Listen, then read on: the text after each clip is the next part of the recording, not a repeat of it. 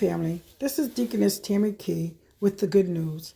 Today, my subject is Thanksgiving, and I will be coming from Luke 6:38. Give, and it shall be given unto you. Good measure, pressed down and shaken together, and running over, shall men give into your bosom. For with the same measure that ye mete withal it, shall be measured to you again. Father in heaven, we give thee thanks for your grace and your mercy.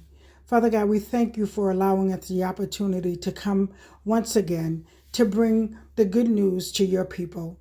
Father God, I ask that your word be hidden in our hearts so that we do not sin against thee.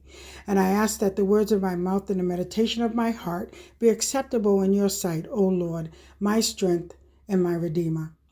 Thanksgiving is a holiday that we set aside to spend time and break bread with our families and our loved ones.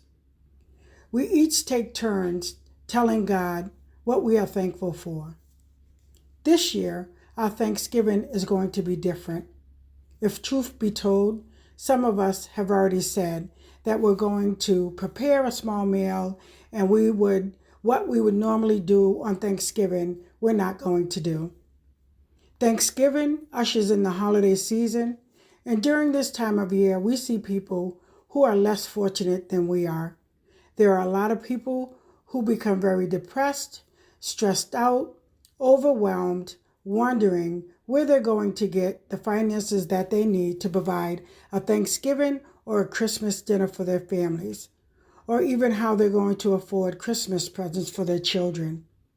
There are more people who have been unemployed since this pandemic, and they find themselves seeking the help from others in their communities. Our church logo says Family, Church, Community.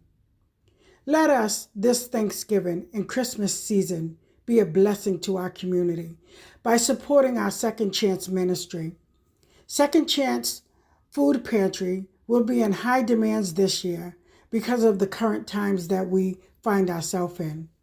Luke 6:38, Jesus is telling us to be generous, and generosity will come back to you when it is needed. Let us be gracious in our giving to Second Chance Ministry so that they can be a blessing to our community. Every Sunday before offering, we read 2 Corinthians 9:6-7.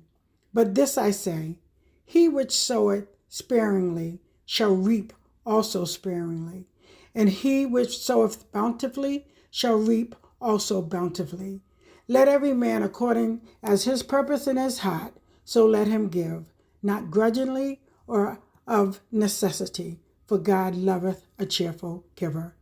Let us this Thanksgiving and Christmas season be an example of Luke 6:38 and 2 Corinthians 9:6-7. Let us be that for our community.